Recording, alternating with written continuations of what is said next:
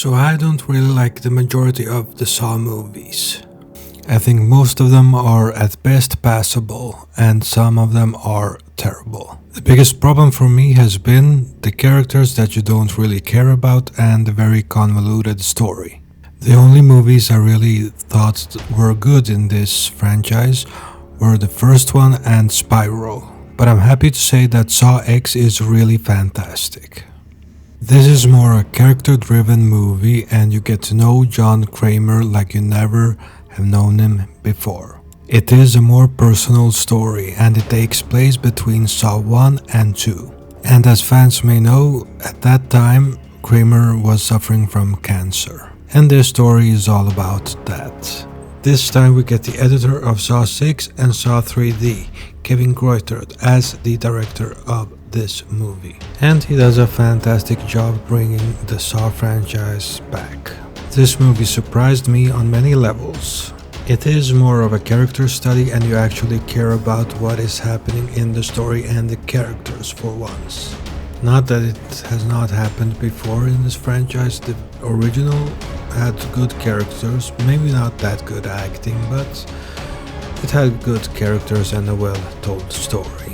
And I think Saw 3 did it good too, and Spiral. This must be the best movie since the original, because this was just fantastic in how it's told, how it's edited, and how it's shot. My expectations were low because of my experience with this franchise, but this movie exceeded them. Tobin Bell does his best performance as Jigsaw and this shows his range really well. He gives his all in every scene at 81 years old. And he has a lot of emotional beats to work with here, more than in any other Saw movie. We also get Shawnee Smith back as Amanda Young, and Tobin Bell and her really work well together. They get several scenes together where you really actually see their acting capabilities. We also get Sinewe Makodi Lund as Dr. Cecilia Peterson, and she plays a really good villain here. She plays the leader of a group of fake doctors that treat John Kramer for the cancer, but it turns out to be fake and he goes after them. That leads us to what we expect from these movies, and that is the traps. And they are well executed, but they are not the focus in this movie, and that is one of the things I like about the movie too. It's more about these group of doctors that are really awful people, and I actually felt something because I really wanted them to get what they deserve. And they do. The traps are well designed, there is a lot of gore here, like expected. But it's such a well-written script that you are invested in what's happening.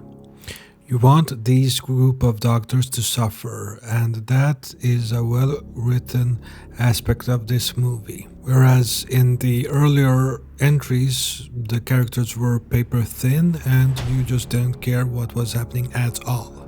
So that was a surprise for me, but I hope they continue doing the movies at this level. Like I mentioned before, the cinematography here is very good. Smooth camera movements that tell the story in a proper way.